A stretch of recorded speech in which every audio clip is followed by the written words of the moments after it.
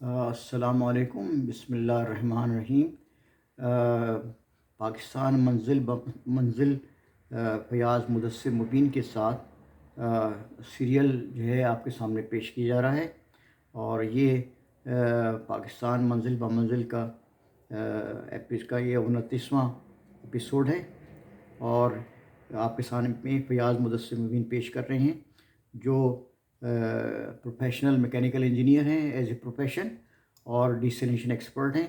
اور اس کے ساتھ ساتھ امور پاکستان اور پاکستان کی تاریخ کے طالب علم ہیں،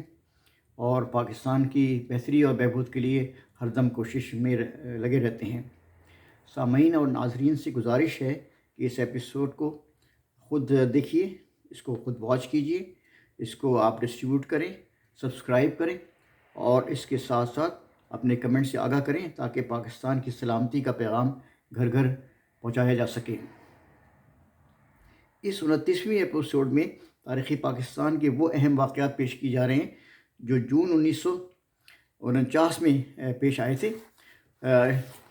یہ بھی بڑا اہم دور تھا پاکستان کی تاریخ میں۔ اس کا سب سے اہم واقعہ یہ ہے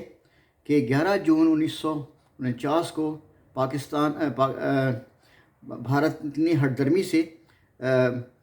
اپنی پارلیمنٹ میں جموں و کشمیر کے لیے نشستیں مخصوص کر دیں، اور اس میں اس پر پاکستان نے بھارت سے احتجاج کیا اور بتایا، اور تمام عالم اسلام کو، تمام دنیا کو بتایا گیا کہ جموں و کشمیر بھارت کا حصہ نہیں ہے۔ اس میں کی واضح بات ہے کہ کشمیر 1947 میں 90% مسلمان آبادی کا صوبہ تھا،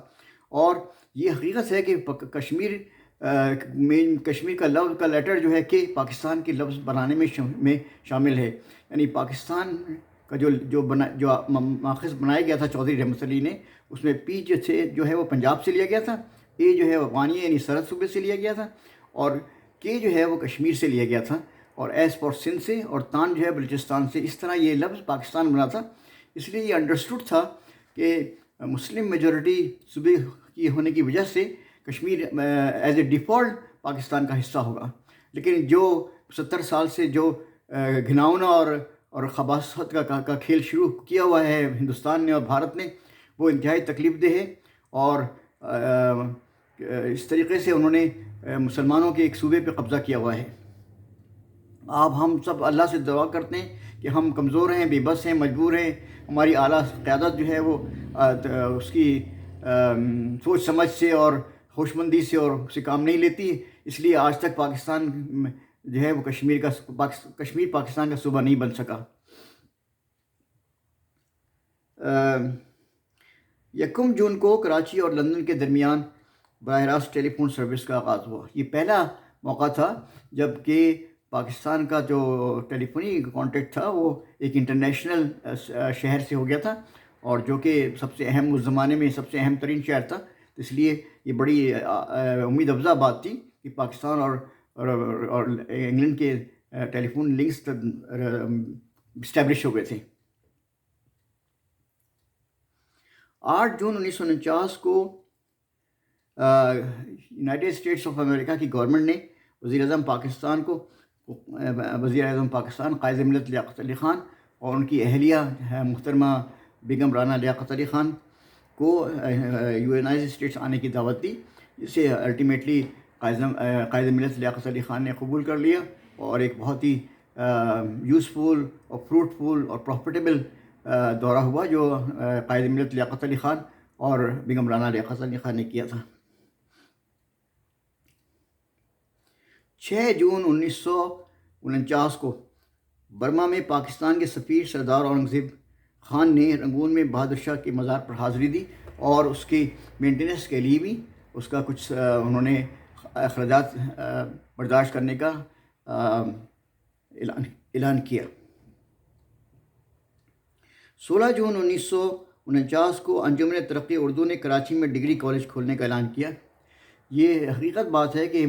بابا اردو مولوی عبدالحق نے بڑی ہی قربانیوں سے اور بڑی محبتوں سے اور بڑے اصرار سے اس ملک میں کوشش کی کہ اردو جو ہے ذریعہ تعلیم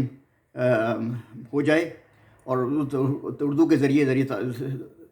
پاکستان کے اسکول اور پاکستانی یونیورسٹیز اور پاکستانی کالجز اردو میں تعلیم دینے لگیں، تو مگر یہ حقیقت میں یہ خواب تعبیر نہیں ہو سکا۔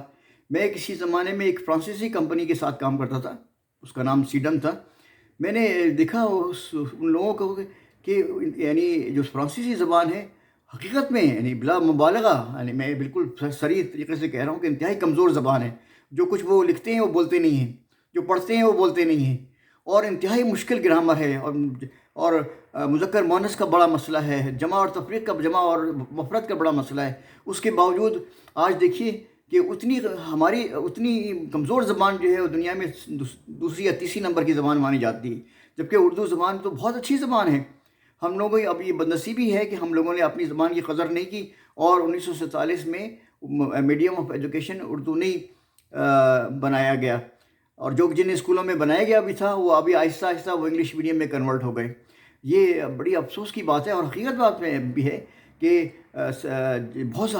چھوٹے چھوٹے یورپین ملک، رومانیہ ہے، ناروے ہے، ڈنمارک ہے، ہنگری ہے، یہ سارے کے سارے ملک اپنی چھوٹی چھوٹی زبانوں میں اپنی میڈیم آف ایجوکیشن ہے ان کے ملک میں، تو ہمارے کیوں نہیں ہو سکتی؟ اور اردو تو بہت طاقتور زبان ہے، بہت اہم زبان ہے، اور بڑا اس کا سرمایہ ہے ادبی۔ تو یہ بڑی سر پہ نظر ہے ہم لوگوں کی کہ واقعی ہم نے ایک کالونیل زبان کو اپنے پر مسلط کر دیا، اور آج تک مسلط ہے، اور آج بھی حالانکہ بڑے بڑے بیانات دی جا رہے ہیں، پنجاب گورنمنٹ نے، سندھ گورنمنٹ نے، سرحد گورنمنٹ نے، اور بلوچستان گورنمنٹ نے کہ سارا کاروبار اردو میں ہوگا، لیکن حقیقی بات یہ ہے کہ، اور جو انتہائی رونے کی بات ہے، تکلیف دہ بات ہے، کہ تمام میمو جو نکلتے ہیں پروونشل گورنمنٹ سے وہ سب انگریزی میں ہوتے ہیں۔ اللہ تعالیٰ سے دعا ہے کہ اللہ تعالیٰ ہماری اس کوشش، ہماری اس کمی کو دور فرمائے، اور ہمیں اس باعزت زبان کا حامل بنائے، اور اس کو ہمیں اپنے ملک میں اور اپنے پوری دنیا میں ترویج کرنے کی توفیق عطا فرمائے۔ آمین، اللہم آمین۔ 17 جون 1949 میں ڈھاکہ میں ایک نئی سیاسی پارٹی بنائی گئی جس کا نام عوامی مسلم لیگ تھا۔ یہ ایک عجیب تاریخی حقیقت ہے کہ عوامی مسلم لیگ میں جو بنائی گئی تھی اس میں حسین شہید سہروردی تھے، اور دوسرے لوگ بھی شامل تھے۔ تو ہندوؤں کو خوش کرنے کے لیے انہوں نے مسلم کا لفظ نکال لیا اس میں سے، جس طرح کہ شیخ عبداللہ نے کیا تھا۔ پہلے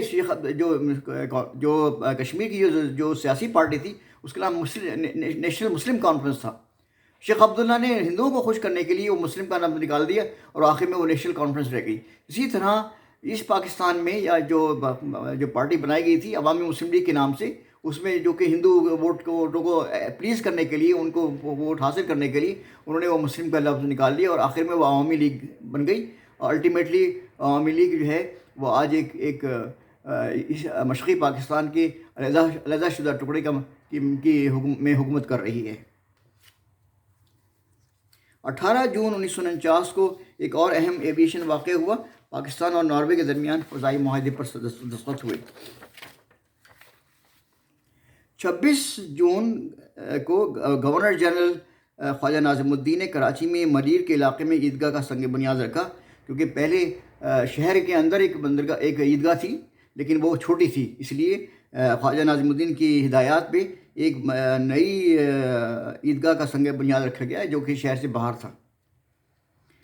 27 جون کو جسٹس میاں سر عبدالرشید نے فیڈرل کورٹ کے پہلے چیف جسٹس کا عہدہ سنبھالا۔ یہاں یاد رکھے کہ جسٹس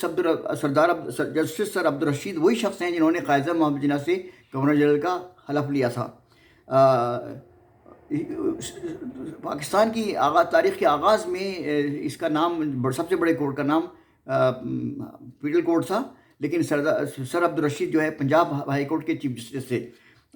بعد میں فیڈرل کورٹ کو نام چینج کر کے اس کا نام سپریم کورٹ آف پاکستان رکھ دیا، جو کہ آج بھی وہ پاکستان کا جو سب سے ہائیسٹ کورٹ ہے وہ سپریم کورٹ آف پاکستان کے نام سے مانا جاتا ہے اور ریکگنائز کیا جاتا ہے۔ 30 جون 1949 برطانوی وزیر دولت مشترکہ مسٹر نوئل بیکر نے اعلان کیا کہ ڈیورنڈ لائن کے مشرق کا سارا قبائلی علاقہ پاکستان کا ہے۔ یہ ایک بدنصیبی کی بات ہے، ایک برادر مسلم ملک، ایک پڑوسی مسلم ملک مستقل پرابلم کریٹ کر رہا ہے پاکستان نئی نوزادہ ریاست کے لیے، اور ایک پاکستان کے ایک حصے کو اپنا زبردستی اپنا وہ مانتا ہے۔ اپنا اپنا حصہ مانتا ہے اور اپنا صوبہ مانتا ہے. حالانکہ برطانوی حکومت جب تک رہی ان کی جرت و مجال نہیں تھی کہ وہ کبھی برطانوی حکومت سے کہتے کہ یہ ڈیورنڈ لائن سے جو ہے یہ اس کا علاقہ جو ہے ہمارا ہے. ایک لفظ ان کے منہ سے نہیں نکلا ظاہر شاہ کے اور ان کے ٹولے سے. جب وہ پاکستان بن گیا 14 اگست 1947 کو تو اس کے بعد ان کی مشروم کی طریقے سے ان کے وعدے اور ان کی نعرے اور ان کی آوازیں نکلنے لگیں. حالانکہ حقیقی بات ہے کہ 1947 میں بالکل طے ہو گیا تھا کہ کون سا علاقہ افغانستان میں رہے گا اور کون سا حصہ پاکستان میں رہے گا. اس کے درمیان میں جو لائن ہے اس کا نام ڈیورنڈ لائن ہے جو سر ڈیورنڈ نے بنائی تھی اور اس پہ افغانی اور پاکستانی اور برطانوی حکومت نے دستخط کیے تھے کہ یہ جو ڈیورنڈ لائن ہے یہ افغانستان اور پاکستان کے درمیان بارڈر تھی ہوگی. 28 جون 1949 کو اقوام متحدہ کے کشمیر کمیشن کے ارکان مسئلہ کشمیر کے پر مذاکرات کے یہ کراچی پہنچ گئے. اس وفد میں 4 مرد تھے اور 1 عورت تھیں اور بڑے سمجھدار لوگ تھے اور بڑی انہوں نے کوشش کی. لیکن حسب معمول بھارت کی ہٹ درمی اور ضد اور بحث اور خود غرضی کی وجہ سے یہ انسانی مکمل پیورلی ہیومن میٹر جو ہے وہ آج تک سالو نہیں ہو سکا. اللہ تبارک و تعالیٰ سے دعا ہے کہ اللہ تعالیٰ کشمیر کا مسئلہ حل کر دے اور کشمیر کو پاکستان کا صوبہ بنا دے اور پاکستان کی قیادت کو عقل اور فہم اور فراست عطا فرمائے تاکہ وہ اس بات کو ریکگنائز کریں کہ ہم کشمیر کو اس سے دستبردار نہیں ہو سکتے کبھی بھی. کشمیر از پاکستان اور پاکستان از کشمیر. قائد ملت لیاقت علی خان نے بالکل واضح الفاظ میں کہہ دیا تھا کہ کشمیر از پاکستان، پاکستان از کشمیر. کشمیر پاکستان ہے اور پاکستان کشمیر ہے. میری دعا ہے کہ آپ سے التجا ہے کہ آپ یہ جو پیغام میں نے ریکارڈ کیا ہے اس ایپیسوڈ کو آپ خود پڑھیے، خود واچ کیجیے، لوگوں کو بتائیں اور اس کو ڈسٹریبیوٹ کریں اور اپنی آرا سے مجھے مطلع کریں اور تاکہ اس پروگرام کو بہتر سے بہتر بنایا جا سکے. اللہ تعالیٰ ہماری کوششوں کو کامیاب کرے، ہمیں طاقت دے، زندگی دے کہ ہم اپنی اس دنیا سے جانے سے پہلے یہ ایک طویل کام جو ہے مکمل کر سکیں. آپ سب لوگوں سے میری درخواست ہے کہ میرے لیے اور پاکستان کے لیے دعا کریں. پاکستان زندہ باد.